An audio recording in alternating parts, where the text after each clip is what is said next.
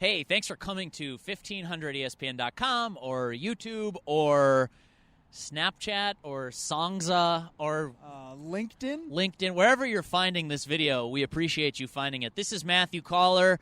I'm Derek Wetmore. We are the web staff at 1500ESPN.com covering the Minnesota Vikings. Today, Matthew, we're going to talk about three key players in the Bears-Vikings matchup. Three keys to the Vikings winning the game and getting back on their winning ways, basically.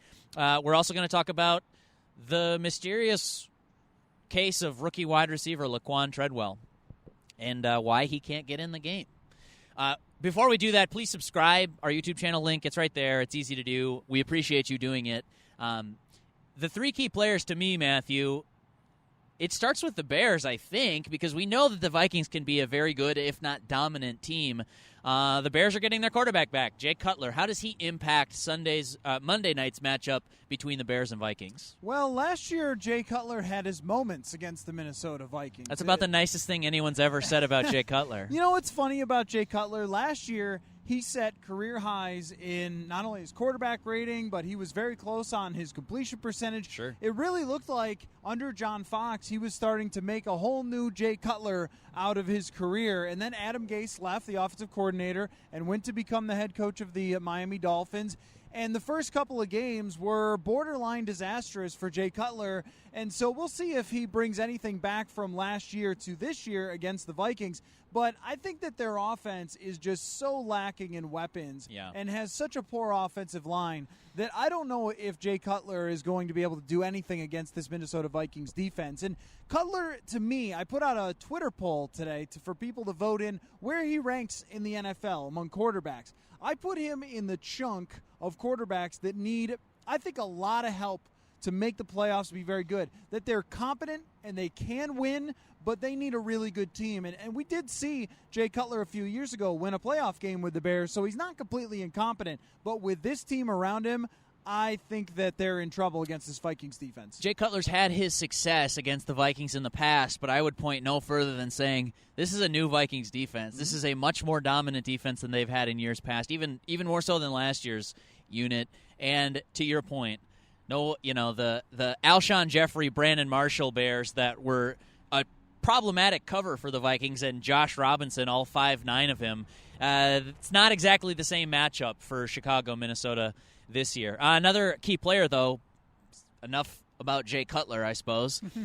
Another key player would be McPhee. I mean, his return from injury is a big deal for the Bears. It certainly is. Pernell McPhee, in the first game that the Bears and Vikings played against each other last year, ate the Vikings alive. I mean, I was going back and watching the tape, and on one specific play, he takes Matt Khalil, throws him aside, and hits Teddy Bridgewater low.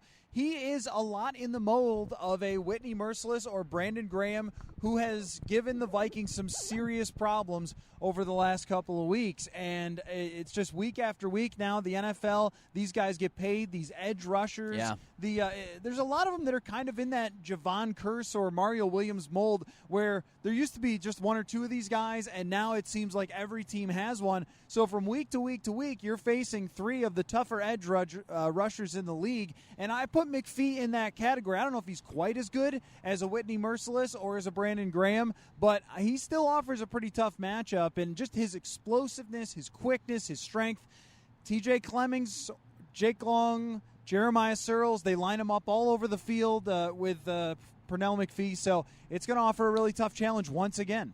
Bit of a cop-out here, I'm admitting to that, but the third key player to me is Sam Bradford. I recognize that what happened on Sunday against the Eagles has nothing to do with Bradford, but saying that it was all on Sam Bradford, the fact that he had a bad game, would be a huge overstatement in my book. The offensive line was terrible. I thought, and I think we've heard this alluded to without anybody actually saying it, the game plan was rotten. I don't think that the Vikings offense, whoever put together the game plan, did a very good job of setting up Sam Bradford for success given this offensive line, this running game, and the weapons that they do have in the pass game.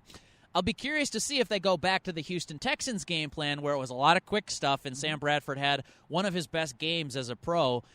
How do you see Sam Bradford bouncing back from easily his worst start as a Viking? I want to see if Norv Turner bounces back from his worst game called all year long, because I don't have any doubts about Sam Bradford's talent. I think he showed us in the first 5 weeks, and even going back to last year with the Philadelphia Eagles, just what he can do, how fast he could get the ball out, his accuracy, his control of the offense. And then they threw him for a loop with this game plan against the Eagles. I also think that there will be some adjustments to be made.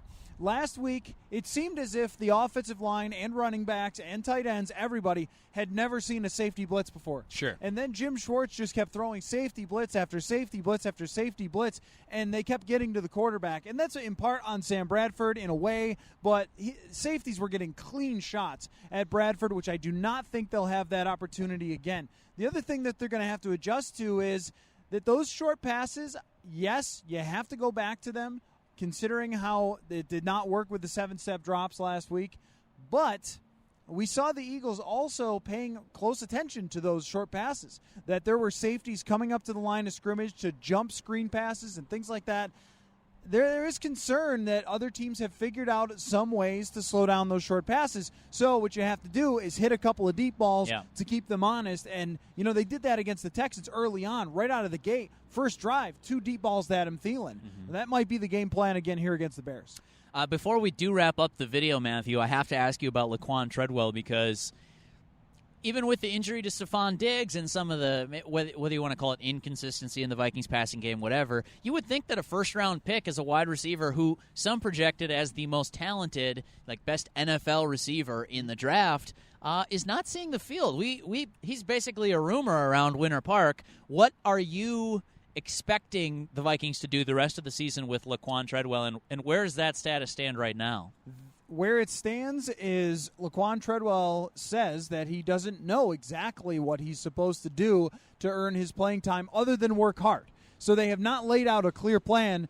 According to him, you need to run routes better. You need to do X, Y, and Z. I haven't said any of that. It's pretty much just keep working hard, and at some point you could get in the lineup or maybe not. I don't know. I mean, we've heard a lot of insinuation about maybe he doesn't run routes very well, or maybe he's not picking up the offense. And we asked Rick Spielman about Laquon Treadwell, and he pretty much copped out just to say, well, it's not a bad thing for a rookie to get a little more experience. Well, that's true, but when you're running Jarius Wright out there against Houston, and then Wright gets hurt, and you just don't even use Treadwell the next week, you have to wonder, a first-round talent wide receiver of his size and his ability to go up and get it, how can he not even touch the field? That there has to be some issues that go beyond just, well, he's not picked up the offense as fast as we want him to. And this is a very minor thing, but worth pointing out.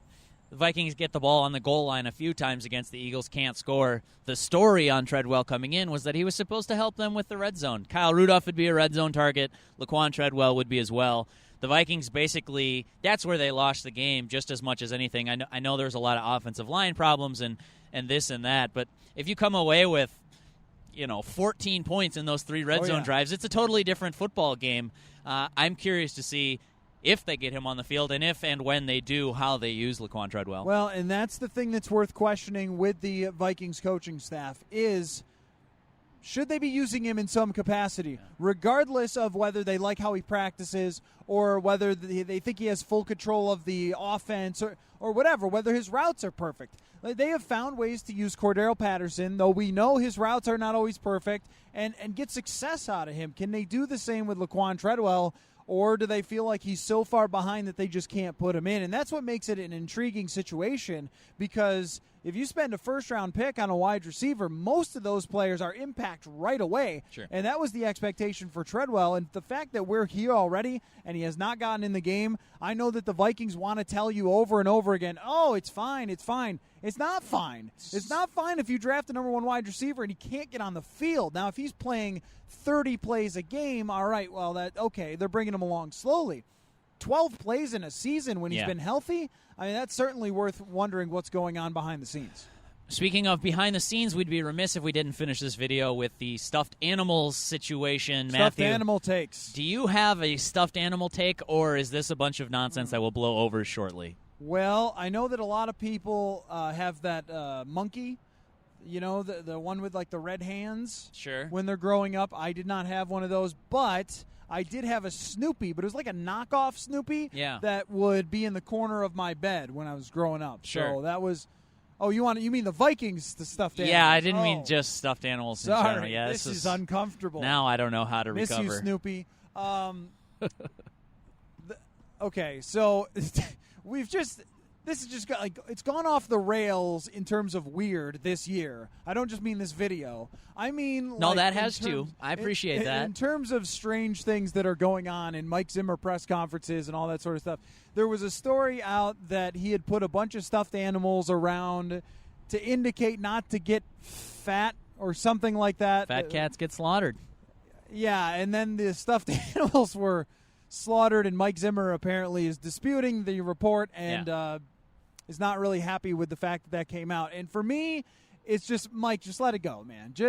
I understand what you're getting at, but they're not real animals. They're allegedly stuffed animals. I mean, who cares? Can we all just move this just move along? I mean, it's just, why would this bother you? Like, hey, they're saying I did this thing to stuffed animals. Like, I don't understand why that's so upsetting. And maybe it's because I'm not on the wrong end of it. Right. From the outside, it's probably easy to go, Mike, what's the big deal? Right? What's the big deal? But he had printed out headlines to bring to his press conference, so he was upset. It was very clear he was upset. I don't have a stuffed animal take. I think that the story has sort of gotten out too far in front of itself, and that's how headline aggregation, news media, that's kind of how it works today. It is unfortunate for Zimmer that he feels like his character was attacked and all of that. That's the funny thing to me. Like, what's the character problem? I mean, if he did it, I mean, I feel like we're talking about a crime. It's like O.J. Simpson. Right, yeah. If he did it in the, in the dining room with the candlestick or whatever, like this game of Clue about dead stuffed animals. So, I mean, what if he did it? I mean, maybe it just didn't work to motivate the team, or maybe stuff like that makes no difference whatsoever in general. And this is really not a team you need to motivate. Probably not. What came to mind for me, this is a lot of veteran players. I don't see why they need an extra boost from cat animals, stuffed animals. Yeah. Call FEMA, damn it. Yeah, I think you mean PETA. Call PETA, damn it. But if you need what's FEMA? Like disaster relief. Like if there was an earthquake or something. Let me tell you, they need that for the offensive line then. Hey-o. Yeah, that was too easy. You walked right into that one. You don't get to set up your own punchline. Why not? It's my video. All right, fine. Well, for Matthew Coller, I'm Derek Wetmore. Thanks again for coming to 1500ESPN.com. Leave us your stuffed animal favorites in the comments, please. If you have a stuffed animal take, I'd like to hear about it on our YouTube page. That's 1500ESPN Twin Cities. And give us a thumbs up at the end of this video. Maybe we'll share a few next week if this is still a thing. Absolutely. If it's still a thing, I promise we'll do that. But if it's blown over, then maybe we'll just forget about it like the Vikings probably should do. Yeah. I don't know. We'll see you next week.